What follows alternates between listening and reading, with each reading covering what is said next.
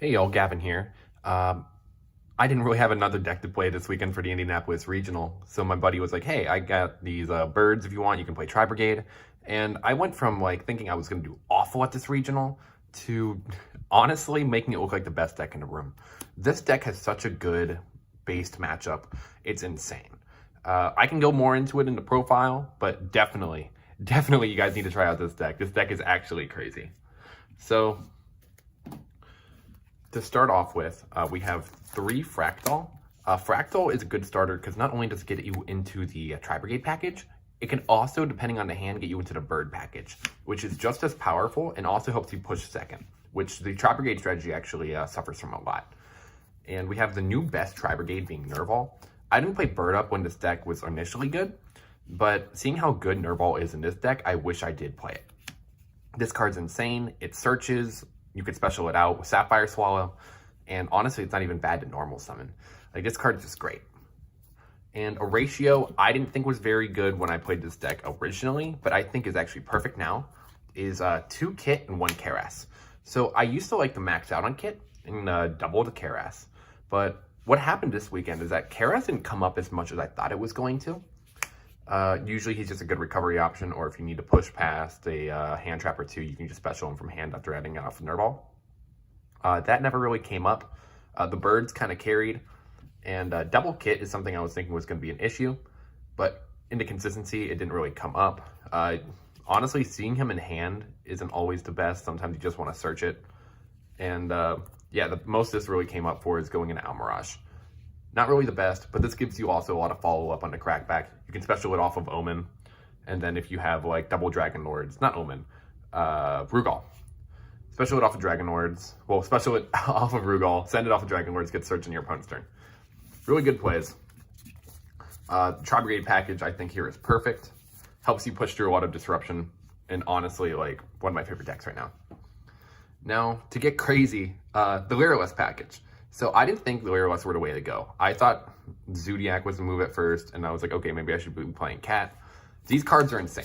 These cards help you push through so much disruption, and what I'm playing is triple Warpler, 1 Sparrow, 1 Swallow, and 1 Barrel Canary. So Turquoise Warbler is an extender. If you don't have any cards on the field, well, monsters on the field, you can just special it from hand, and if you have a Lyrilusc in the graveyard or in the hand, you can special summon it. And this is insane, because this, along with Recital Starling, means that you can get so many searches in one turn. Off of Fractal, you can send a card with Cobalt Sparrow or off of Foolish, and if you have Warbler, they have to negate it, or else you get so much like interaction. It's just insane, because then you can special summon a Cobalt, or a Cobalt lets you add a level 1 Wind Beast. This can add you either Nerval, DD Crow, or another one of these, and you're just off to the races. Then you go into, Recital Starling, detach, get a search, and if you want, you can turn the Recital Starling into a Zeus later on, or you can just keep comboing off. This combo by itself is full combo. You can end on Apollosa, Revolt, DPE, or even in there, you can just have a double Dragon Lords or any really other cards. Like, I didn't realize how insane these cards were. They also have special abilities that everyone forgets about. If this is used as XYZ material, it doesn't even have to stay on. It just has to be XYZ material. The XYZ monster cannot be targeted. This adds a Lyrilusc monster from the graveyard to the attachment of an XYZ, which comes up a lot with Assemble Nightingale, where you can OTK. And, well, it doesn't come up as much anymore, but you can do it. And then Barrel Canary gives 200 attack to the monster. So helps push for damage, can help you kill, and more than that is more material for Zeus. The birds are nuts. And next, the bread and butter of the deck are the hand traps. I would not consider playing this deck without hand traps. Mostly because the way how you win in this deck is you have to sack based. Now, everyone talked about this format being all Scythe Lock, but Scythe Lock isn't as prevalent or as hard to beat as a lot of people make it out to be. I think the Brave matchup is really easy because you can just hold your resources in hand, and as long as you draw any combination of these cards, you win. And basically, what you want to do is maximize your potential of seeing nib imperm. Now, I know what you're thinking. There's only 3 nib and there's only 3 imperm. How do we maximize that?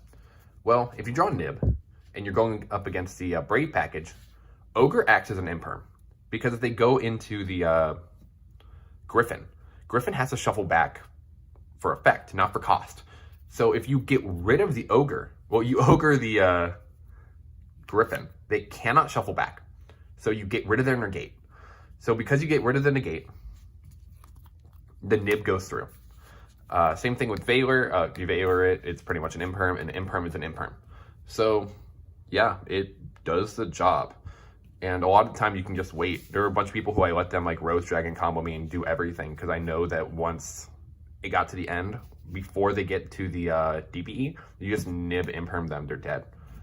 There was one game where I opened up a card from my side called by nib Ash effect failure, and I just won the game because he couldn't play through 2 hand traps. It only takes 2 hand traps to break the board at most. Sometimes it takes 3, sometimes it takes 1. It really depends on their opening. But yeah, I just held the Ash for Fusion Destiny. He didn't have Fusion Destiny. I draw turn. I drew into Bird Call. He was dead. This deck's crazy. You play 1 DD Crow because it's searchable. This comes up a lot now. You can Crow Snow. You can Crow Enchantress. You can really Crow anything. If they Basil Rose Shoot and they target the Rose Dragon, you can DD Crow the Rose Dragon. Card's insane. Honestly, one of the MVP hand traps of the weekend. All these hand traps did very, very well. And I wouldn't really change my ratio. Yeah. Honestly, this deck is just crazy. Crazier than I thought it was going to be. And the engine that a lot of people are probably going to be mad at me for playing. I play a Celestial and Dasher. And let's get them out here. I played 2 Fusion Destiny. And a lot of people think that this isn't necessary. Half the time, in my opinion, you're playing hero control. And it's only because the birds can do so much. When you draw the combos and you like get into the Tri-brigades and stuff, you lose to all the hand traps that every deck is playing. Like, they play a bunch of hand traps, you play a bunch of hand traps, so you have to stalemate them. But the thing that we have that they don't is the grind game. Because, sure, we can just top deck into a kit and we're back into the game. But if we go into Verite Anaconda, they can out our hand traps and our engine. Base doesn't have an engine. So we can just keep pushing. This deck can push forever. So, yeah, basically, Destroy Phoenix Enforcer is the best card. It also gives you a Pot of Greed. Like, if you're not playing a card that says Pot of Greed, it's really rough. Next, we have the best card in the deck, which is Bird Call. I initially didn't really like this because it made the deck lose to Ash harder than it used to, because this deck doesn't really lose to Ash. But I thought about it. This just says free body on board, and this deck lacks bodies. Like, even all the variants before, you just need more bodies on the board to just pop off. If you resolve this and you have another bird in hand, you pretty much win the game. This is also pretty much just like not Link 1 spam, but rank 1 spam too. And sometimes you have to use this to grab a Warbler. You normal summon out Nerval. You go into Recital Starling. You detach Nerval off of Recital Starling. So not only do you get the search off of Starling, but also Nerval, which is very helpful and comes up a lot. Next, we have 2 more copies of Fractal. Tenki is able to search Fractal, and Foolish Burial sends Kit, which sends Nerval, which is basically a Fractal. Next, we have our Honorary Bird, 1 for 1. Card's not as good as everyone makes it out to be, but honestly, this card is an extender, just has you win the game half the time. Call by the Grave is a no, and if you're not playing this, I don't know why. And next, you have Revolt. A lot of people like to play 3. I like to play 3 before, but here you just want to search it. You want to break boards more than anything. If you go first, you need to follow up, and if you go second, you don't want to see it. So I like to side it out going second a lot. Next, you have the extra, where it's, okay, this one's kind of standard. You play double Shurag. This card is follow up and a banish. Sometimes in combo, you just go into it to get a search. Card's insane. Next, we have Rugal, which is follow up. Baron, which is a special summon. Very good. Wish I could play 2, but there's not enough space. Bearbrum can help you push for game. Didn't come up this weekend. but it has in the past. There's just so much gas in here. And this search is Revolt, which is honestly the main reason why we play the Tri-brigade package. It's a free banish. And the honorary Tri-brigade, which is Oath. I don't know what Oath is. A lot of people didn't this weekend. He's always 1600 attack or more because all Ancient Warriors gain 500. And you can send a card in your side to field to the graveyard, or side to field or hand to the graveyard, and bounce a face-up card in your opponent's side to field. This is a very good interaction with Rugal, because if you don't end on much, you can Rugal, special out Kit or Nervall from grave, and then Oath on the opponent's turn. Send that, bounce a face-up card, and you get a draw. Well, not draw, a search. Very, very good.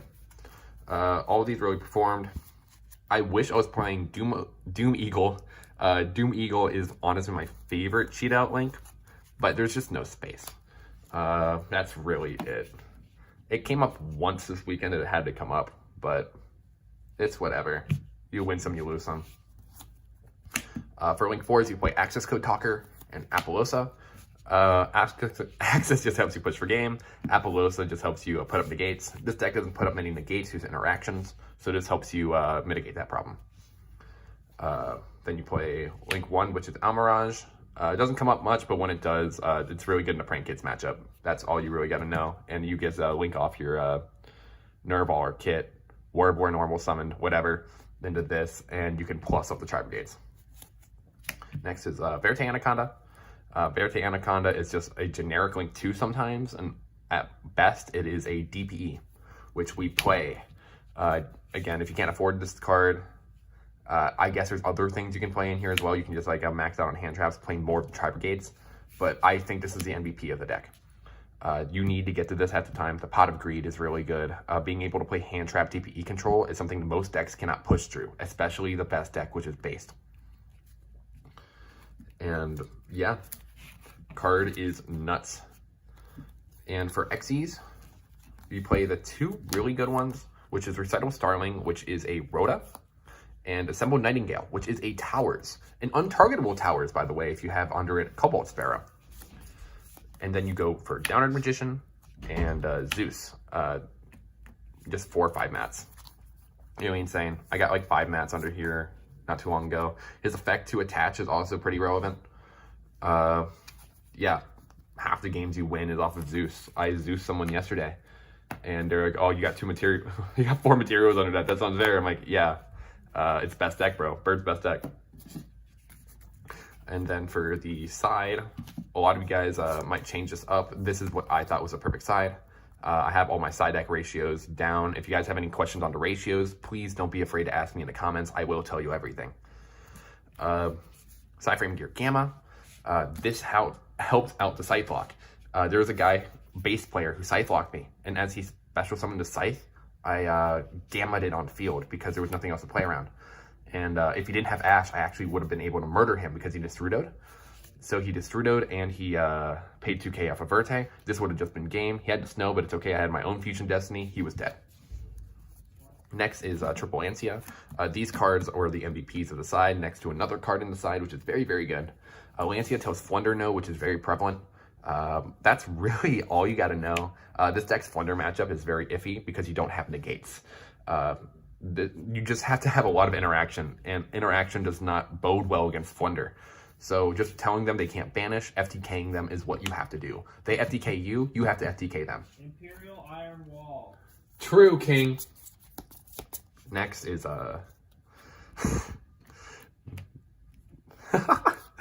next is Back Row Hate. So we're playing Triple Cyclone, 1 Harpies, and 1 Reboot. You can just murder them half the time, so this card's okay. Never really came up. Harpies never came up either, but against back row decks, it's really good. Cosmic, in theory, outs the Scythe lock, but I never sided it in against Scythe decks. You don't need it. Against Scythe decks, all I really sided in was Gamma. Cosmic is just an insane card, though, against back row. But in the future, I might just make it Twisters. It never came up. And then the best card in the side deck, in my opinion, is Solemn Judgment. A lot of people questioned why I played this weekend. Whenever I did it, though, I basically won the game. It's a no. So against Flunder in particular, I thought that deck was going to be very popular. So if I side this in going first, if I assume that I lose game 1, well, yeah, if I assume I win game 1 and I lose game 2 and we go into game 3, this card always comes in because you can just set it if they're not expecting it. And then when they do a regular normal summon, you judgment it immediately. If they do map, you judgment the M-Pen because you can't judgment the map. If you judgment map, you lose the game. Against base, you just judgment the card that forces it out the most. So if they get a way to pop it, you have to like force it out. So like Barone. Card was really good. I threw a match with this card though, where I played against Flunder. I had down the strategy pact, but he Ghost Reapered my Omen, which really sucked, but he Ghost Reapered it early, so I could have just chained Revolt, but I didn't. I wasn't thinking. If I would have chained Revolt, I probably would have won that game because of the double judgment set. And then game 3, I think this deck is just better than Flunder in every way, so it would have been a free matchup. Other than that, I think this deck is really, really broken. A lot of people don't know how to play around it. There were a lot of people who thought it was going to be a free matchup, and I just bodied them. A lot of people also complimented me because, yeah, crazy plays all weekend.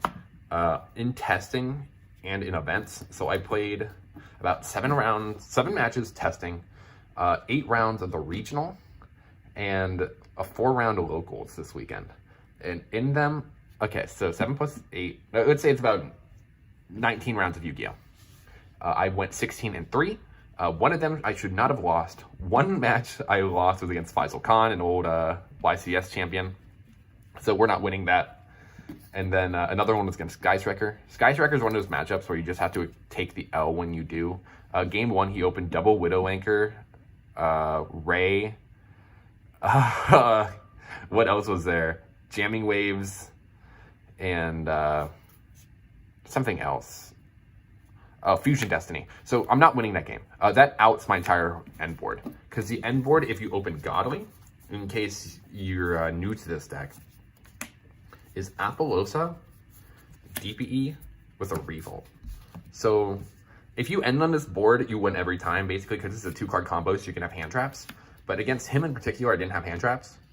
And it was just hard for me to play through it. I had to use a lot of life points because double Widow Anchor takes out these guys. The Ray contests it. Because against the Ray, what you want to do is you want to they normal summon the Ray, you Enforcer, you pop the it and the Ray, but the Ray can trigger, so the Ray has to go into a link. So you pop the link, the Ray comes out, you let the Ray resolve, and then you revolt. Or you can just Apo. It doesn't matter. But yeah. It's a really easy matchup if you know what you're doing, but because of the interaction he opened up, it was actually unwinnable. And then game 2, I just bricked. Another thing you have to realize about this deck is that it will just brick half the time. But, you know, that's whatever. If you just brick, you can just, you know, end on a Phoenix Enforcer with like 3 hand traps and you win it most of the time. But yeah, that's the deck. If you guys have any questions, please don't be afraid to ask me in the comments. I love this deck. I want to make this deck even better. So I'm hoping to play it again in this week's online regional. So I'll update you guys as that goes. Anyway, peace out.